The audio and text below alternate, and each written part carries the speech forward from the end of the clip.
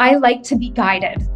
I'm so busy in my life as a founder. I have so much going on. Like, I don't have the mental effort half the time to figure it out myself. So that guidance really helps me. But some of the biggest things I will say, like in the middle of an activation, I'll have a realization that maybe I need to let someone go in my company because they're making me feel stuck and they're not, who I need in that role. I've also had realizations that I kind of want to have kids sooner than later. And I've had these big, it's just getting familiar with yourself. Mimi is an entrepreneurial trailblazer. She defied convention by making radical changes to pursue her vision of creating a new type of audio, activations. These are offered on her top-rated app, Superhuman.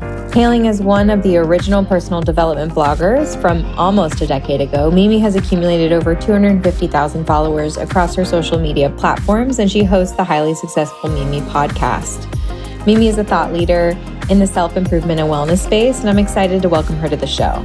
In the podcast, we talk about Mimi's transformative journey that led her to start the Superhuman Activations app and why it's different from traditional meditation practices, how embodying the self-image of your future self is essential to creating your ultimate life, and why you need to know your bounce back rate. All right, Mimi, welcome back to the show. It's so exciting. We were catching up before it started. Your life has drastically changed since the last time you were on the show. Can we talk about this transformation? Thank you so much, Kelly, for having me on. Super excited to catch up. My life has changed more than it ever has in the past 4-year period. It's been a kind of a 10-year journey of me doing a complete 180 from my health, my body, my relationships, my finances. But really the past 4 years has been the fastest amount of growth. And I think it's because it took me years to kind of learn these tools that work for me. And then it was just turbo mode. So in the past 4 years, a lot has changed. I launched my business that's completely changed my life in so many different ways. My purpose is very clear now. Financially, I completely have transformed. I know that when we first spoke, I spoke a bit about this. When I was younger, I always struggled with trying to find what was meant for me. And I was an entrepreneur from the moment I dropped out of my first semester of university, moved to London to try to figure something out. And years passed, and finally I found the thing that stuck. And I literally went from having $8 in my bank account to now owning a business worth tens of millions. It's pretty shocking and incredible. And probably one of the biggest transformations I've been through over the past 4 years is that. And then, I got engaged. We were talking about this as well. I'm getting married next year, and just a lot is good. And my health is better than ever. I've been working out 4 times a week. So you'd be proud to hear that. Life is good. It's kind of interesting to me, just from where I sit. Was it the chicken or the egg? For you, did you start taking care of yourself and this came on the heels of it? Did you build this business and then say, I'm worthy of taking care of myself? Walk me through the progression of change and how it sort of dominoed through your entire life. That is such a great question. And when you just asked that, I realized I think it's different for each category. For health, for example, I only started feeling physically better when I started working out with my trainer 4 times a week and committing to that, and really eating more protein and, foods that are more whole. And I was always quite healthy, but I think over the past, especially 6 months, I've just really focused on my health. I'm getting 2 massages a week. I'm going to the chiropractor. I'm really investing in myself. And, of course, I don't believe that you need to do all of those things. You can do it yourself, do it at home. But I'm the kind of person that needs accountability, I've realized. And, but to answer your question, I think with working out and with health, you need to do the thing first to then feel the results. But my philosophy with general, internal transformation, which is what I specialize in, kind of the science behind manifestation, is that you must first become the version of you that you want to be before then achieving that life. So there's kind of a mix with health. You got to work out to actually feel the difference, but you also need to embody the self-image of someone that consistently works out to show up and do it. It's like a double-edged sword. There are two different factors. That's my belief system, though. I've really learned more than anything over the past, 5 years, especially, that I create the life based off of who I am, based off of my self-image, based off of what I believe I'm worthy of, based off of my personality, my energy, who I believe I am. That like core self-image. You believe that you are a healthy person. And guess what? Because you have that belief, Kelly, you're going to wake up and you're going to have a Fab Four smoothie in the morning without even like resisting, because it's just part of your self-image. It's part of who you believe you are. So therefore, taking the action is so much easier once your self-image changes. And I think this is like the biggest hack that I've learned for personal development, because I went from a completely different life to where I am now. We can always talk more about that. But the biggest thing that looking back has changed is my self-image and what I believe to be true about myself. I think this is the hardest part of the road for people is they sort of feel like a fraud. They've maybe been getting up and driving to Dunkin' Donuts and or Starbucks and having a Frappuccino and getting a pastry and another coffee, and then not taking care of themselves and not working out and not buying groceries. And then you're telling them, okay, you need to embody a healthy person. You have to believe it. And if they don't believe it, like, how do they get that process going to where it becomes automatic without resistance? Because not only is it who they believe they are, but now they're acting on that belief. Mm-hmm. That's the how. The how is the hardest part. And I love that quote. I don't remember who said it first, but it's like, choose your hard, right? It's like, I love that thought. It's like, it's not actually the easy way out to listen to your impulses to go and get a pastry for breakfast and to not take care of yourself. It's going in the long run to make it so much harder for you to feel good. Like life is just better when you're healthy and happy. So it's choose your hard. And then that gives you that motivation to actually like understand the how and start to implement it in your life. So for me, the how has been consistently feeling like I am who I want to be in everyday moments. So number one, I had to get clear. So my kind of 2-step process to transformation is number one, clarity, and number two, becoming.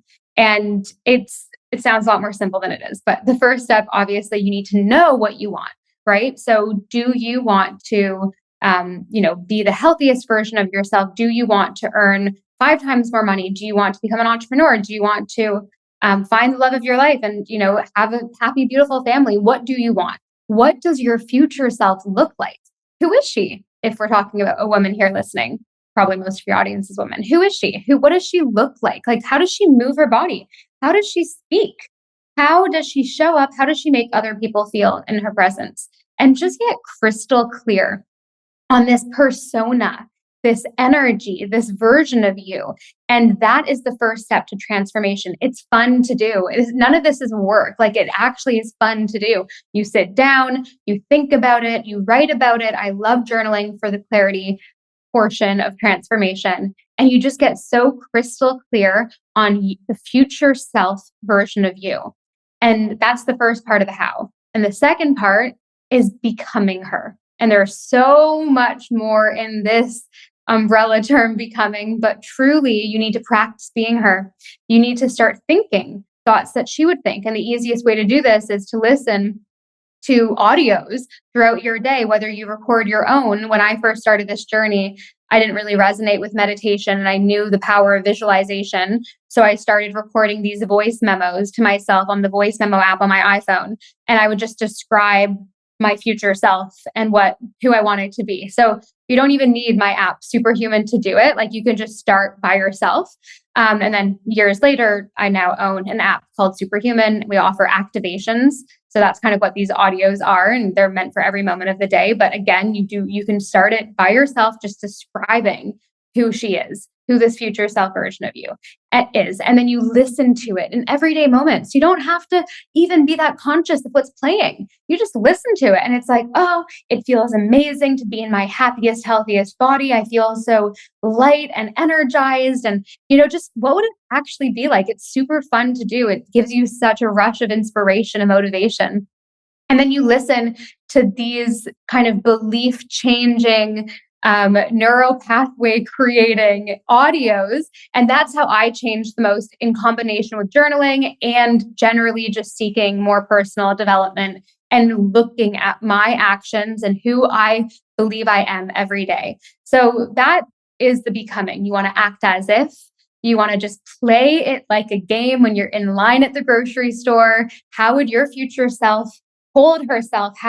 What would her posture be like? How would she smile at the cashier? Like, just be her. It's fun in the moment. It's a version of you. It's actually already you. I believe your future self is the authentic self, because when you desire something, it's meant for you. It's truly the real version of you inside of you that wants to come out. So I believe this work is more about unbecoming and shedding off those layers of who you're not than it is about becoming something completely radically new. It's already inside of you. And then obviously you need discipline to bounce back.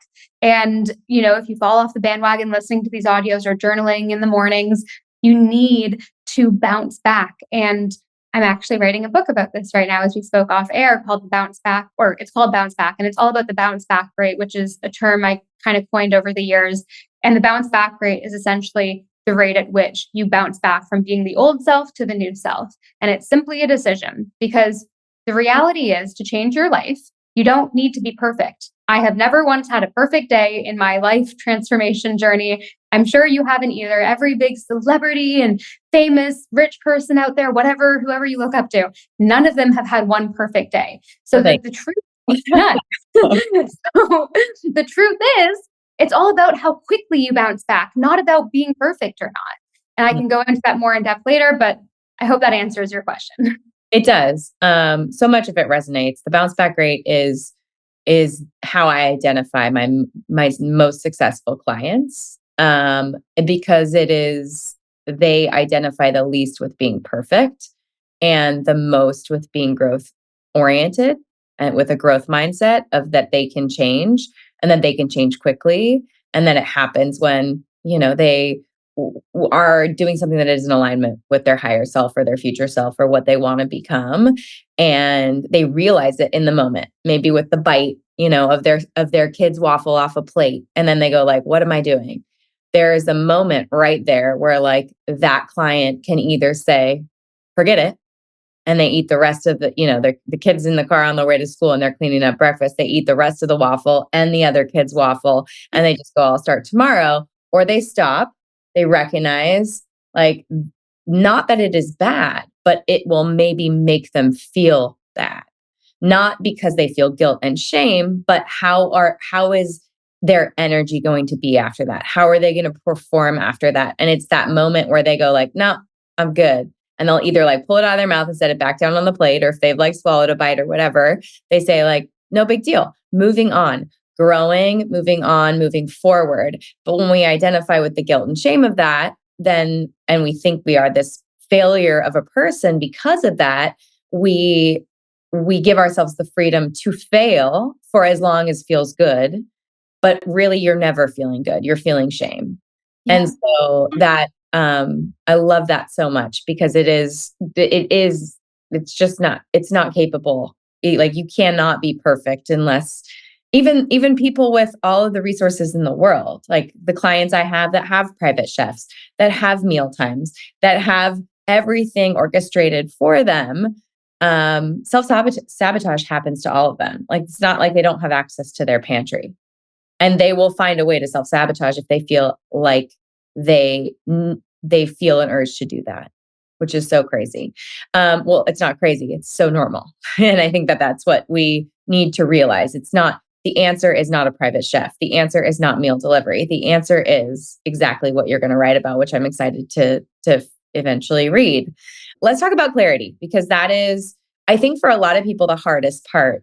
In my entrepreneurial journey, what I've wanted to do has changed a lot over the last let's say 10, 11, almost 12 years, what I had the time for, the bandwidth for, what lit me up, and getting clear on how I wanted to grow my business changed as my life changed. When I became a mom of one, then two, then three, what I wanted in my life and what I was desiring for personal time and time with Chris, and then time with my boys, and then showing up for this community. So I'm curious for you personally, how long did it take for you to get clear on what you wanted? How often are you trying to make sure that that is still the plan? Is this a one-step process for you? Sounds like journaling. When you first started journaling and you've made, some big changes, you had struggled with disordered eating, depression, wanting to end your life, feeling like a victim, disliking yourself. Can we just get into that? Absolutely. So I can talk more about where I was back in the day. But to answer that first initial bit, like your clarity will always be evolving. When I first was journaling about my dream life almost a decade ago, when I started on this personal development journey, it looked completely different. And I think that I know when I am feeling clear, and I also know when I'm not, and we all do. It's a feeling. And you need to have a very clear understanding at all times. So maybe every 3 months it changes, maybe every year. For me, I had kind of I did a big journaling session about 6 weeks ago, and I wasn't feeling like I had clarity anymore about what I wanted. So it took me half a day of just like thinking about it and then writing about it. And I felt completely renewed. And now I have a new sense of understanding of what I want. But going back to where I was, like completely, like I mentioned, 180 from who I am today. It all really happened when I was young. I'm 27 right now. I'm still very young, but I started this journey when I was 17, 18 years old, because as a preteen and teenager, I had quite an intense low point in my life for many different factors. But I definitely did everything quite young, growing up in Toronto, a big city, having a big sister who was a party girl, being in the wrong friend group. My parents kind of were just busy working, trying to, make sure that we had food on our plates. Like it was a very stressful time in my life. And I just felt very alone. Also, my hormones were probably, changing very quickly, and, social pressure. And I just started feeling quite different. Definitely went through depression. I don't think we even ever noted that though, because back then it wasn't as, even 10 years ago, wasn't as talked about as it is now. And definitely got into a bad group of friends who, this one girl, when I was 12 years old, taught me how to make myself throw up. I was just taught these things and showed these things. And I think it was definitely just like a cry for help, because I wasn't getting looking back, like I think I needed more of a connection, maybe with my parents. And my sister started, she was 5 years older than me. We were close my entire life. And then when she was, in her teenage years, she started getting boyfriends and thought I was this annoying little sister. So I just felt really alone at the time. And looking back, I chemically was probably totally off and was just completely surrounded by the wrong people. And really, up until I was in my early 20s, I would say I was partying way too much. Started doing drugs when I was like 12 years old, 13 years old. Really just not looking for it, but just everyone around me was doing it and I wanted to fit in. And I was at the point where even in my really early 20s, like was going out every weekend, doing cocaine, like drinking a ton of alcohol, not treating myself well, like smoking cigarettes. Like what? It just feels completely different to who I am today. I was just extremely insecure, and I had a very low level of self worthiness, of the worthiness feeling. I didn't have any of that. There were many factors that kind of brought a lot of that into my life. And then I discovered personal development around 17, 18. I started getting into it slowly. And then just like, the pendulum slowly swung the other way over, a couple years. And then I just dove all in.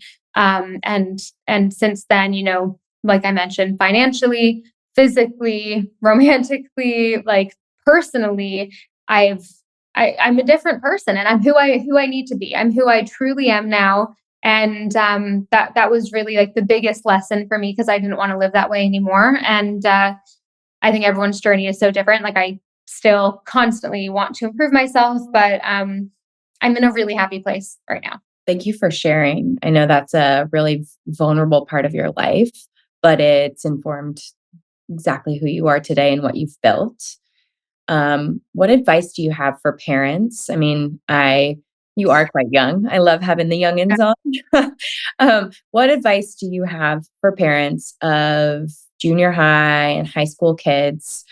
What advice do you have for them in building a deep and meaningful connection with their kids? And what would little Mimi have needed back then to have stood up for herself and known her worth? That's such a good question. And looking back, I know my parents did the best that they could with what they had. But I'm a very sensitive girl, and I've always been a highly sensitive person. And I think back then, there was a lot of tough love. My mom's side of the family, like Polish immigrants, Jewish, like coming from kind of like, well, not my grandmother, but my great grandmother like fled Poland when the Holocaust happened. Like they were a very tough women. So I think, and now my mom's gone through so much of her own growth. I call her every day. We have an amazing relationship. But I think back then it probably wasn't the best fit for me as an individual child to have more of that tough love approach. I think I really was craving that like more of like a deeper, like maternal connection at the time. And I also, advice I would give to parents is just make sure who your kid is hanging around is good news because your children's friend group will influence who they are more than you will. And I don't think my parents were strict enough with who I was hanging around. And my sister, too, she got into some bad stuff, too. And it's because we just, for some reason, got ourselves into bad friend groups. And that's the biggest thing. When I have children, and hopefully, we're actually going to start trying after our wedding next year. So I am excited for that phase of my life. And I know that like that will be something always on my mind. It's just like making sure that the children that my children hang around are not like terrible influences because that looking back on my experience, that was really the biggest thing. And at that time, it was like, Tumblr was just starting and social media didn't really exist yet.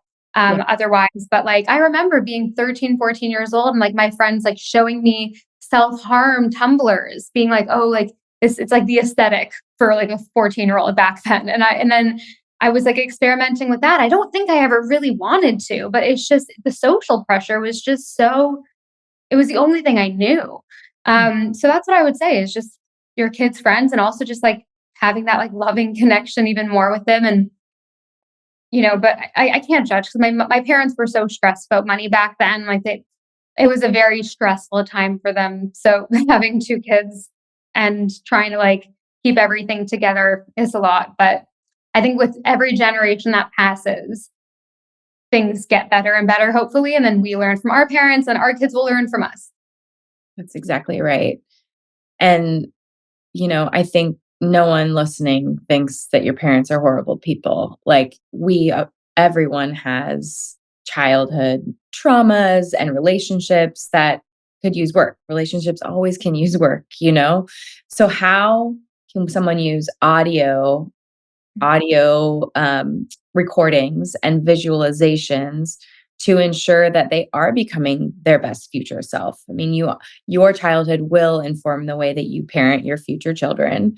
Your previous behaviors and things that you were, exposed to did inform this radical sort of 180 that you've experienced in your life. So how are you using activations throughout your app and visualization to manifest or become, as you would say, your future self?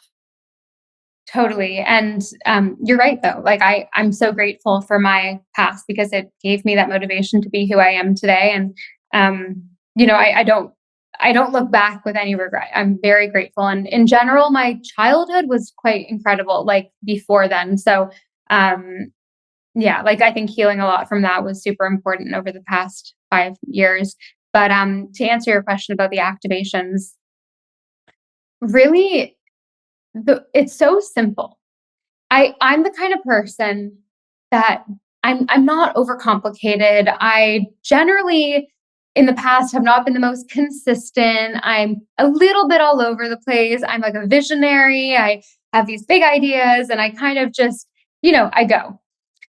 The audios are the one thing I've been consistent with because it's not hard to do and it's so simple. Activating in everyday moments is like the easiest thing in the world. Just like how we have a craving to like listen to music when we work out, I now have the craving because I've conditioned myself to have this like response where whenever I'm feeling like I need a little boost, I just put it on in the background and if it doesn't slightly change my mood, it will completely change my mood. And like the power of visualizing is huge because it uses like mental rehearsal and your brain doesn't know the difference between something that you visualize intensely versus something that actually is an experience that is happening in your external world. So if you can just prime your mind to be who you want to be, to experience what you want to experience, it's going to get so much more comfortable with that idea. For example, if you're about to do a big public speaking situation, if you don't visualize yourself going on stage and having a great speech or doing a great speech, you will likely fumble your words and be nervous and show those nerves. But the easiest thing to do is just rehearse it beforehand, get comfortable with it, get your brain to feel comfortable with it, and then go and do it. It's the same thing with everything else. A big business meeting, wanting to raise money for your business and, speaking to investors or doing anything out of your comfort zone. It's not hard when you think about it before and you actually envision yourself in that scenario. So with activations, it's one of those things that subconsciously like reprograms how you think. A lot of the content on there, like our getting ready activations, like when you're getting ready in the morning, we have audios for that. You can just listen to it. Some of it's affirmation based, some of it's visualization based. Sometimes, there are questions that you're asked throughout your morning, kind of like if you're in a rush and you want to prep for your day. There's such a variety of content on Superhuman for this. Like we literally have 16 categories. We have it for every moment of the day. They're so different. We have like 5 different types of music that go with the activations. Like I mentioned earlier, if you're not going to use Superhuman, just use the voice memo app on your phone. And then one thing though, when I was doing this, I would redo them like every few days because I was listening to it so much and it started getting a bit repetitive and boring. And then also I started like adding music in like GarageBand to mine. So that's ultimately why I created activations on the Superhuman app because we have like over 600 activations with music already in. My audio engineers are literally instructed to use music that makes you feel like you're in a movie. So I just think the power of music and visualization words combined is so beautiful. Like, when you're watching a TV show and like the music just like makes you feel and it's like an intense moment, like that with personal development, with inspiring music is like how your state changes quite quickly. I've always been obsessed with like the bridge of a song. And I'd always like, listen to it while looking out of the car window. Like, I'm such a like cheesy nerd like that. But that's literally what activations feel like because it's just like you're in your own movie kind of thing. And especially our walking activations are so popular because you're moving, you're walking, and you're just like transforming while you're moving. So yeah, like I'm the poster child for this. At the end of the day, audio is so easy because you can listen to it in everyday moments. You don't need to carve out time in your day to do this new practice. We're all already so busy. This is just habit stacking your wellness, your personal development. Like you don't need to sit down for 20 minutes and listen to this. Like you can just play it in the background of your life. So it makes it a lot easier to do that way. So on average, how long are activations and what can someone seek out in the app to activate on? Yeah, for sure. So when you download the app, you will have like a mini quiz so we can target the right things for you. Our activations range, like we have a pep talk section that's like 2-minute pep talks that just like immediately change your state. And then we have seated activation, so you can use it as more of a meditation practice as well. And then every other category, like cooking, cleaning, getting ready, legs up wall, like workout, like we have every type of category. And those a lot of the time range from 10 to 20, 30 minutes. But we also have like sleep ones that are 8 hours long that are more like subliminal programming. So it kind of completely ranges. You know, I wanted to make sure there was an abundance of content because it is designed to be listened to in these everyday moments. So that's what I'd say. Okay. And for you personally, what are there certain like business moves or decisions you've made or big changes you've made to your life base that you can say are directly related to your activations? Everything, Kelly. Like the moments of clarity that I have when journaling, I'm often listening to a writing activation that like tells me the prompt that ends up changing my life. I like I like to be guided. I'm so busy in my life as a founder. I have so much going on. Like I don't have the mental effort half the time to like figure it out myself. So that guidance really helps me. But some of the biggest things I will say, like in the middle of an activation, I'll have a realization that like maybe I need to let someone go in my company because they're making me feel stuck and they're not, who I need in that role.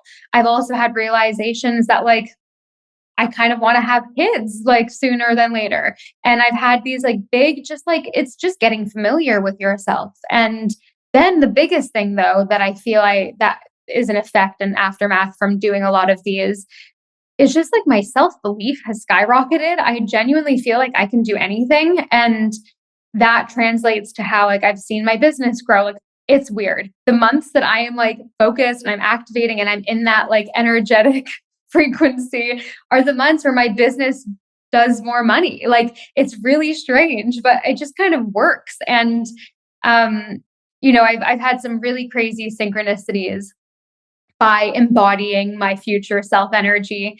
And it's kind of just it makes life more magical. And I am a pragmatic person. I don't consider myself overly spiritual. I didn't really believe in like woo woo, like, too much. I don't even know what I believe in with all that kind of stuff.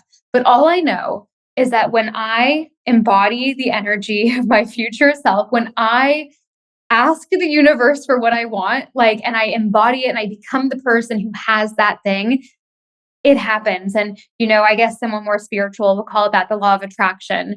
I guess someone maybe that believes in God will call that prayer. A scientist might call that quantum physics. An atheist might call it the placebo effect. I don't know what it is, but all I know is that it works. Super powerful. It really is. And it's amazing to see how energetically you can create synergies in your life and things. I have experienced it in my own life. And it, part of me thinks it is a lack of, I don't want to say a lack, but like not fearing failure and just only like being excited about the abundant future. And that's really hard, I think, for some people if they're not taking action. When you take action and you have proof that when you put something out there, you get something back, it gives you more momentum and energy and excitement towards the continual momentum. And momentum is hard to slow down. It's when something stops or the creation stops and the self-belief sort of stops. So I think that is like one of the things, even when I did some mentorship, like business mentorship with a large, not large, but like 30 women who were running their own private practice and trying to be, like working on their nutrition practice and trying to help people. And it was very, very clear the ones who kept momentum and started going and moving forward, they started to see the positive changes in their community and their clients and their patients. And that gave them more momentum to keep going. Whereas when I had that was like the hardest thing to get someone to do was to just start and to get out of their own way and to get going. It's the getting going that is so difficult for people. But once they're going, it almost works itself. That's the biggest quality of people that succeed in life. It's just that ability to go, to make moves, to stop waiting. I was actually talking to a friend last night who is trying to raise money for his business. And he was like admitting that he's like scared and, like hasn't reached out to anyone in weeks because he like has been putting off the pitch deck thing. And I'm like, we literally spoke a month ago and you said you were going to do it and you still haven't even done it. Like, what's going on? And I had to give him some tough love. I was just like, you can stay in the same place. It's up to you, but like nothing will ever change. If nothing changes, nothing changes. So if you are okay with living a life where you didn't go all in on this thing that you really want to work, that's on you. But you have to stop waiting because you're now acting like the 99% of people in the world that are too scared, that are holding themselves back, that are coming up with reasons why it can't work. But if you want the 1% of income, of happiness, of life, then you kind of have to start doing what these 1% people are doing.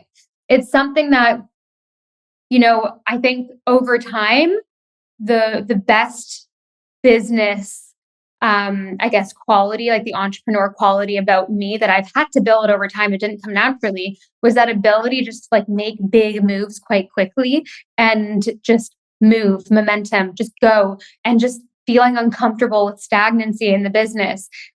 Many times I could have stopped hiring. I could have stopped wanting to try things that are new. I'm in a very comfortable place in my business. Like we're doing hundreds and hundreds of thousands a month in revenue. Like we're good. But no, I'm not satisfied right now. I need to keep improving. I hired a business coach to work with everyone on my leadership team. I'm like, let's like continue building this. And I think everyone has that deep inner voice that's like, there is more for me. We're not special wanting these big things. Everyone wants it. We live once. Mhm. It's like, why wouldn't you want to live this massive, beautiful, magical life where you step into your potential? Like you have this one chance. So we just have to remember that in those moments where we're feeling scared. Like we don't have all the time in the world. Like, let's go. 100%, which is sort of interesting because there's a lot of very successful entrepreneurs who had very chaotic upbringings.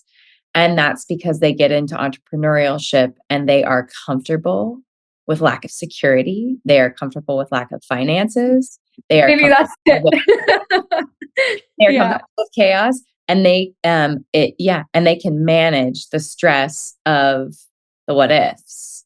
And it's this, appetite for the unknown that you have to have, an appetite for the unknown. And there are so many ways, like when working with clients or mentees, that I talk about how can you get comfortable with the unknown. And for some people, working for me, especially, it was like having a little bit more of a runway. Like I had a corporate career that was supporting the growth and the build of Be Well by Kelly before I took the leap. But the potential of Be Well by Kelly was totally hindered by the fact that I had this other career. And so that appetite for the unknown, the appetite for what is to come, it's important to make decisions before you feel comfortable. So true. You have to be so comfortable with the uncomfortable. And that's something that you just said earlier about like the chaotic upbringing and being okay feeling unsettled. I've never thought about that. So you just like opened up my eyes to maybe that's why, I'm a bit more okay with that uneasy feeling. But there's nothing certain in life. I guess that's we all have to get comfortable with that. But yeah, super interesting and I totally agree with you. So let's talk about building your own business, because you are making hundreds of thousands of dollars a month. And first of all, I want to applaud that you're just like very open with that. I think for a lot of female entrepreneurs, they don't share their real schedule. They don't share the real income that they're making. They're almost embarrassed by it and they hold back. And at such a young age, you're very open and owning what you've built and how you've built it.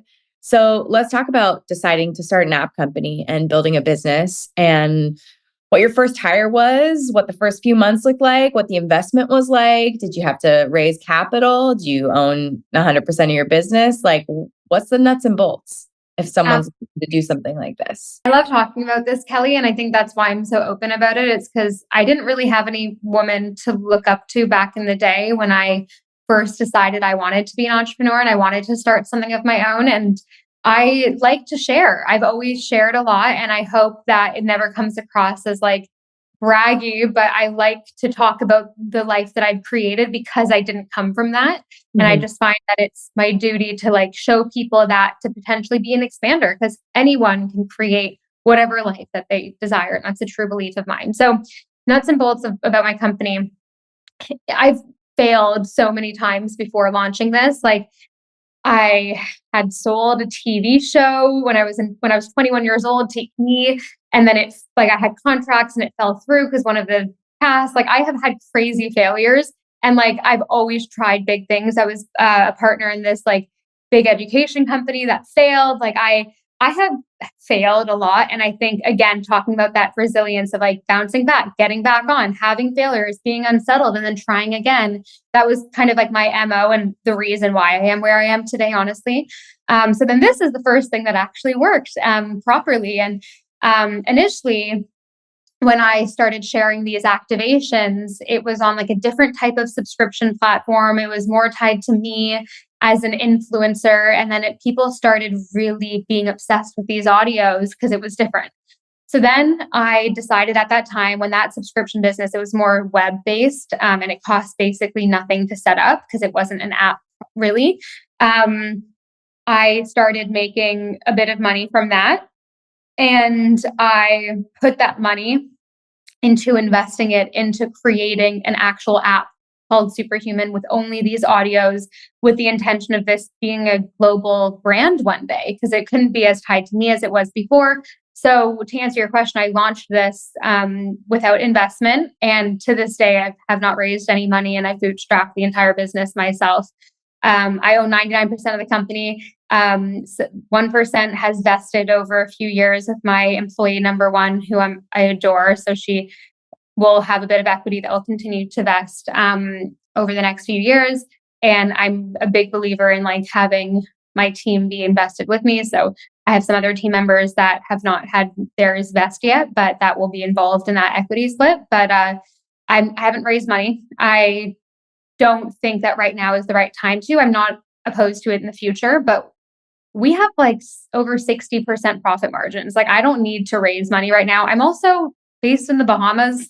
We legally don't pay tax here. Like I've set this up in a really good way. I actually launched Superhuman right when I moved to the Bahamas because I just knew it was going to be a kickoff. And I didn't move here just for that. We moved here for a lifestyle change, but it was kind of an extra bonus. So to answer your question, I tested the product before investing hundreds of thousands into an app. I tested the product and it really had great product market fit with my audience. And people like needed this. They were like me. They didn't resonate with meditation. They wanted something visualization based that was more energizing. And they wanted to listen to it when they were walking, when they were cooking, kind of throughout their days. It's the person that felt bored from traditional meditation. And like, yes, if you're bored of traditional meditation, it probably means that you need it a bit more. But like, we only do what we enjoy doing. We're humans. So this is kind of that like workaround. But anyway, so then I invested. I just had that feeling belief that this was going to be really big because I saw that initial product market fit. I saw the proof. And then I invested in an amazing branding team to create the look and feel of Superhuman, to create the app. I started by licensing an app that was fully customizable, so I didn't have to invest like $250,000 in a custom app at the beginning because I didn't have that money. And then as the time went on, we kept improving the product. But really what I would give from an advice perspective to anyone that wants to like have an app or any type of business, really ensure that you have product market fit before investing your life savings into something. Because I see so many times people don't do that and they just have an idea and then they put everything into it and sometimes it flops. So you just have to really understand the customer and like understand if the product is hitting the mark, because the most important thing in any business is product market fit. There's only so much that great marketing can do. If the product isn't good, you're never going to have recurring customers. And I own a subscription business. This is a SaaS company. I have recurring like this, like our money is coming in every month. Like our churn is really important. The amount of people that cancel their subscription, like ours is really good. It's like under 10% churn, which is good for this type of business. And it's because our product is really good. And it's because people actually use it. Like our DAU, daily active users, and our MAU numbers are really high. Like 30% of users use it every day. So that's, 50% MAU. So, that just shows, and we barely changed the product in the past 2.5 years since launching. It's still kind of our MVP. So we're now, like gradually changing things and updating things. But for me, my experience as a founder is product and creating something different. So that's always been my MO. Like I've, given business ideas to friends and my partner, and it's always like something unique that's never been done before. Because in my perspective, I'd rather create a new category than compete with everyone doing the same thing. I have this book on my desk called Play Bigger, and it's so good. It's all about category design, and it's like the new product designs, but it's about literally creating a new category and putting yourself into a completely new, section to all of your competitors, because that's your marketing. And that's why we ultimately decided to call these audios activations, because they were different. And like we've trademarked it, like no one, like we're creating a category and we own it. So at the end of the day, that's been my strategy as a business person, is like having a really good idea, not copying anyone, and then running. I can't stress enough need for a product. Like how, and if even if it's a personal need for you, your activations were a personal need for you to start to embody and practice embodying that future self.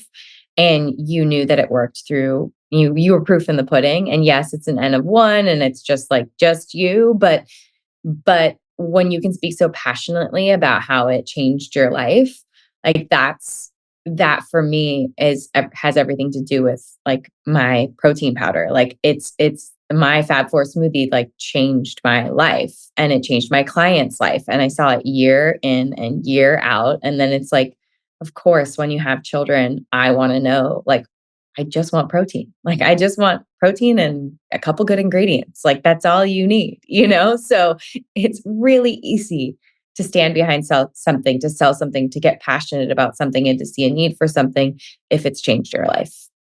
Absolutely. And that's how you build a sustainable business. I can assure you that if I didn't put the love into my product, like we wouldn't have a business, because people would cancel after the first month. And just like I'm assuming that you have a high repurchase rate on your protein because people try it and they love it and it becomes part of their daily routine. Like that is when you have a good product, that people come back and they repurchase and they want to keep being subscribed. And it all comes, like you have to be genuine and actually put effort into the product, which seems like we've both done. So that's like the biggest tip, is quality, because you can't fake it for long. Right. And it costs a lot of time, a lot of energy, and a lot of money to start a business.